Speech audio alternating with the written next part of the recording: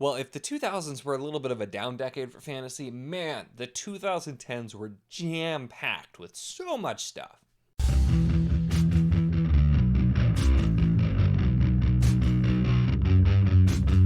Hello and welcome to my channel. In this video, we are going to be continuing the series talking about decades of fantasy. I've had a lot of fun with this, and it seems like you guys have liked this too. And since we've done 90s, 2000s, it made sense. Let's do 2010s before we jump back to older decades.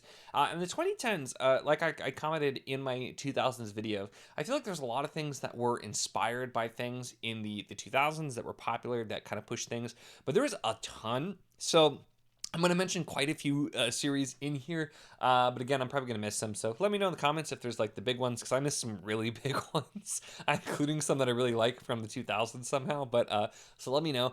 As a reminder, I am focusing mostly on new series. It doesn't necessarily have to be like a new author, but like stuff that was new, that was big. That really is showing you where we were at in the decade. So I will include some stuff that's a little more legacy, but like if it's like, oh, this series that had been going on for 30 years had books published in the 2010s, not really what I'm looking at in this video. So I'll just make sure to note that here. So the 2010s, the first big one I have to mention, because I commented in my 2000s video, is Stormlight.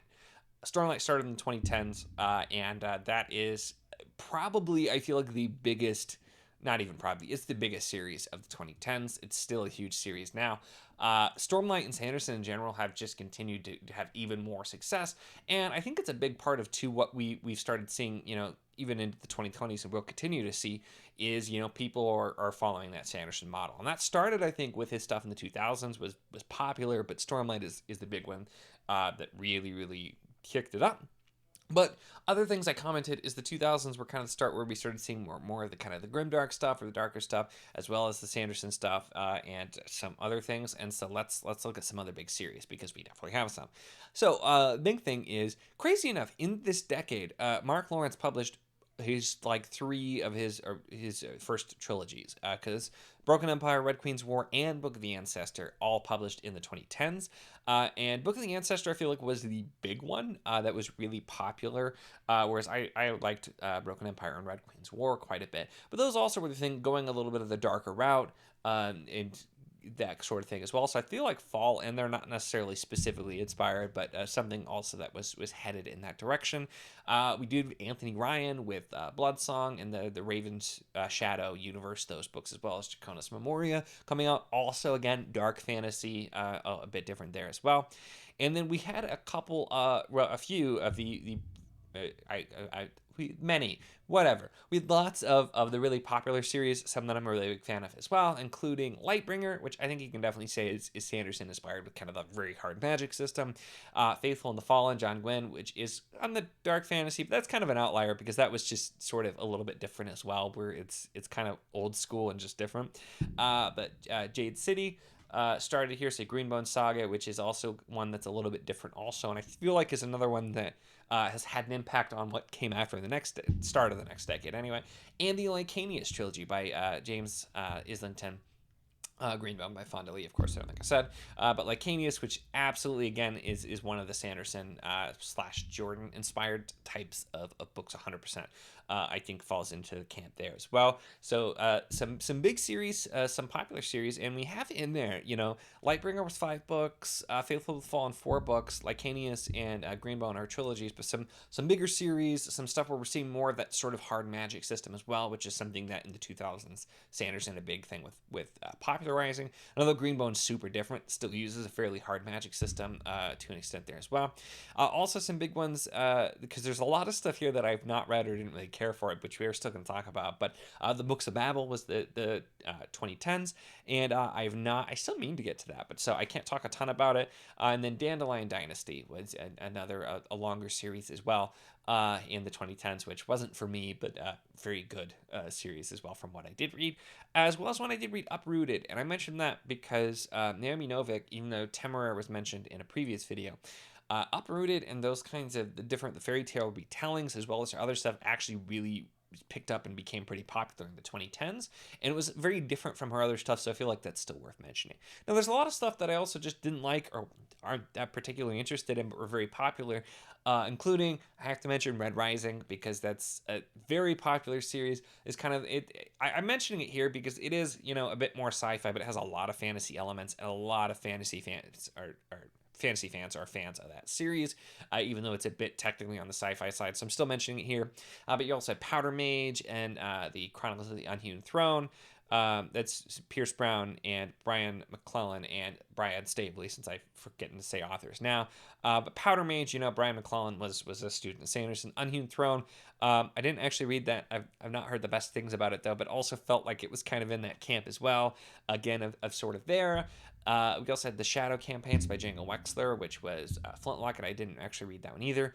The Greatcoat, Sebastian de Castell, which I read the first two and just never found my way back to as well. Kings of the Wild, Nicholas Eames, that one's a little bit different as well, because also sort of a throwback type of thing. And then I figured I'd mention Cradle as well, because Cradle by Will White was 2010s, and that's a really popular one. So a lot of these in here still, I feel like a lot of them in the kind of the Sanderson camp, but also some other things going on where, Flintlock and that kind of thing, which started to get more popular. And then Cradle is one of the, I feel like, very popular of the progression fantasy, which has also gotten really, really popular. And I know that wasn't the first one by any means, but it's one of the ones that I feel like I started hearing about a lot, and I know is still very popular, and I think probably influential and more of that coming.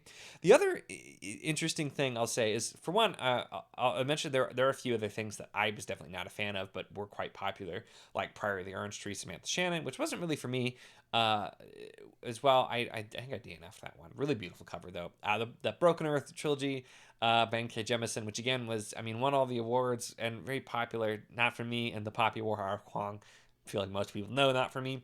So we had some of that too, which those range also, I feel like those are a little bit of the kind of the darker but also younger reading feeling at the same time, at least for Broken Earth Poppy War, which is something that I have started to see more of, books that feel like they are kind of YA, but they're trying to make themselves feel like they're adult, and that type of thing. So those were still really influential and popular books, even though I didn't like them. And I know Samantha Shannon has continued to find more success later with some other stuff that she's done as well. But the big thing that I think is interesting here, because I mentioned in the last one there were a lot of like younger reading kids stuff that was really big, but this also, the 2010s feel like it was the start of the romantasy kick, because you had the Throne of Glass, the Court of whatever books by Sarah J. Maas. Huge author. I've not read, obviously. I don't care for romantasy, but huge author that I'm well aware of. Very popular still now, and that's stuff after the 2010s. But also, you had like the Six of Crows, Shadow and Bone, that kind of thing, which I think that stuff's more YA. I don't know that it necessarily is the romantasy. I don't know for sure, but also something that I feel like was very influential, very popular, and had a lot of stuff in that vein.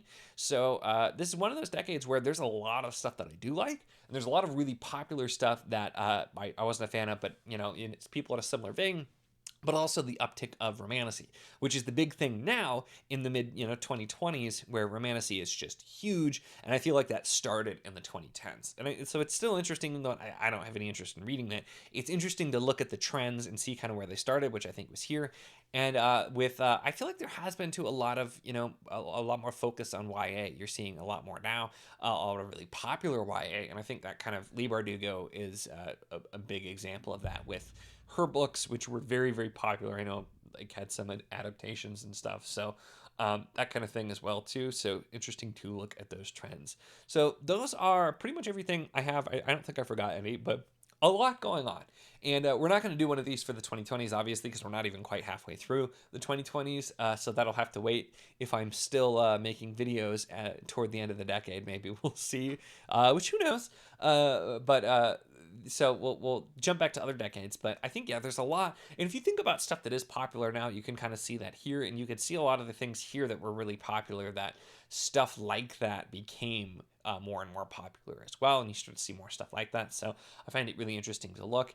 And I'm really excited to now go back and do. I'm not sure if I'm just gonna start back with like 60s, 70s, 80s, but I'm excited to do all of those or work backwards. But I might go back to some like random older decade and see like, what was going on like in the 18 whatevers or the 19 whatevers, and kind of look at that as well. So I think a lot of fun left, but let me know your thoughts on the 2010s, how you feel about this decade, how you rank it up.